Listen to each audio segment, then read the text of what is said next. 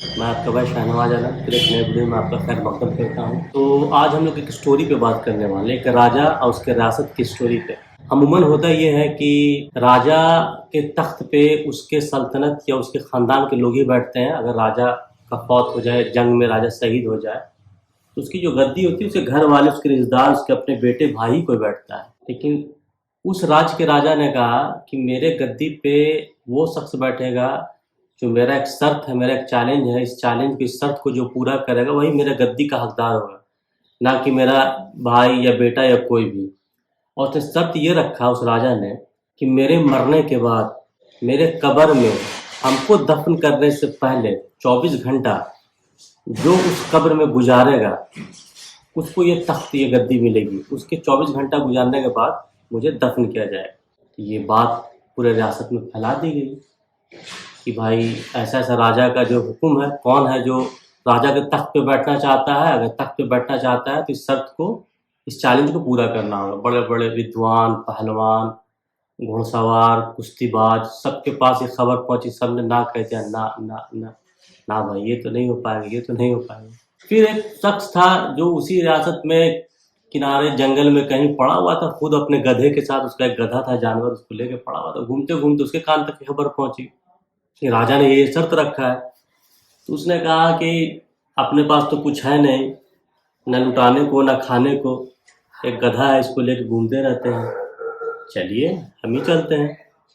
उसने कहा कि हम करेंगे चैलेंज। तो उसको फिर राजा के सामने पेश किया गया कि भाई ये शख्स है जो इस चैलेंज को एक्सेप्ट किया है कि ये शर्त को हम पूरा करने के लिए तैयार हैं। राजा बोला बहुत अच्छी बात है, चलो इसको मेहमान नवाजी करो, जब तक मेरा हम फौत ना हो जाए, जब तक हम मरे नहीं तब तक इसको रखो राजमहल में। उसका पूरा शाही ट्रीटमेंट होने लगा। इत्तेफाक ऐसा था कि उसके जाने के 1-2 दिन बाद ही राजा की तबीयत खराब हो गई। तबीयत इस तरह खराब हुई कि राजा का मौत हो गया, इंतकाल कर गए राजा 2-3 दिन में ही, 4 दिन में। मतलब बड़ा मसला है भाई, जो तुरंत राजा चल बसे है। कब्र खोदा गया। कब्र खोदने के बाद उस शख्स को कब्र में लिटाया गया पहले कि आप लेटिए, उसके बाद आपको निकाला जाएगा तो बादशाह सलामत को लिटाया जाएगा। अंदर कर देने के बाद बंद कर दिया कब्र। इंतजार होने लगा। तो हुआ ये कि मुनकिर नकीर कब्र में आए। उस गधेड़ी से, मतलब गधा चलाने वाले से बोला गया कि भाई तुमको 100 कोड़ा मारने का हुक्म है।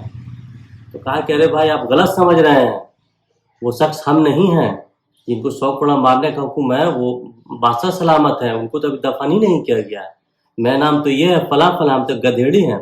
तो फरिश्ते ने कहा कि हमको पता है तुम गधेड़ी हो, तुम्हारे ऊपर 100 कोड़ा मारने का हुक्म किया गया। तो बोले किस लिए, हम क्या किया है? तो बोले कि किए तुम ये हो कि एक दिन तुम गुस्से में अपने गधे को खाना नहीं दिए थे, बांध के छोड़ दिए थे, दिन भर भूखा रहा था।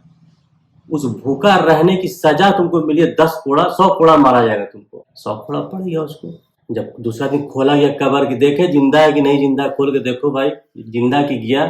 खोलने पे लोगों को लग रहा है कि कुछ है, जिंदा है, हरकत हो रहा है।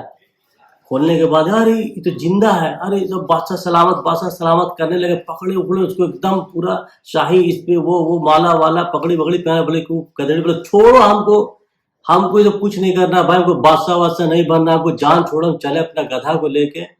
साला एक दिन एक गधा को खाना नहीं दिया तो 100 कोड़ा पड़ा है हमको। कि पूरा रियासत में अगर की जिम्मेदारी दे रहे हो, किस रियासत में किसके साथ क्या मामला नहीं मामला, कौन भूखा सो जाए, कौन मोहताज है, कौन गरीब है, कौन लाचार है, कौन बीमार है, इतना जिम्मेदारी हमको तो कोड़ा ही पड़ते रहेगा पूरी जिंदगी में।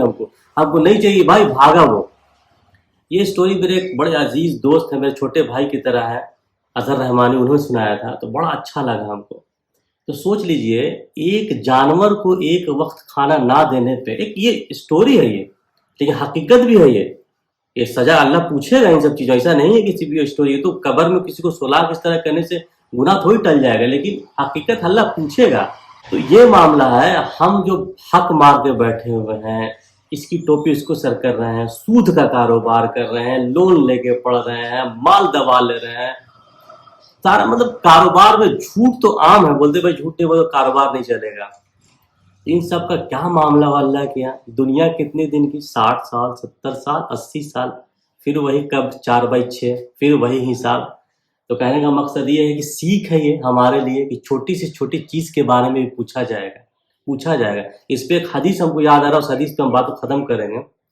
सही हदीस एक मोतबर आलिम से मैंने सुना था कि रोज़े क़यामत जो है कि अल्लाह इस कदर हिसाब करेगा कि एक सींग वाली बकरी, बगैर सींग वाली बकरी को अगर ढूंसी होगी, यानी कि अपने सींग का नाजायज फ़ायदा उठाया होगा उसने, तो अल्लाह बगैर सींग वाली बकरी को उस दिन सींग देगा, बोलेगा तू भी इसको टूट मार, मतलब इस लेवल का फैसला होने वाला है। तो अल्लाह इन सब चीज़ों से हम लोगों को बचाए, अल्लाह नेक काम करने की तौफीक दे, गुनाह से बचने की तौफीक दे अल्लाह। अल्लाह अपने नेक बंदों में शामिल करे, जो भी लोग हैं अल्लाह उसको अपने हिफ्ज़ व अमान में रखे। मिलते हैं नेक्स्ट वीडियो में। मेरे चैनल को सब्सक्राइब करें, भाई की हौसला अफजाई करें। अस्सलाम वालेकुम व रहमतुल्लाहि व बरकातुहू।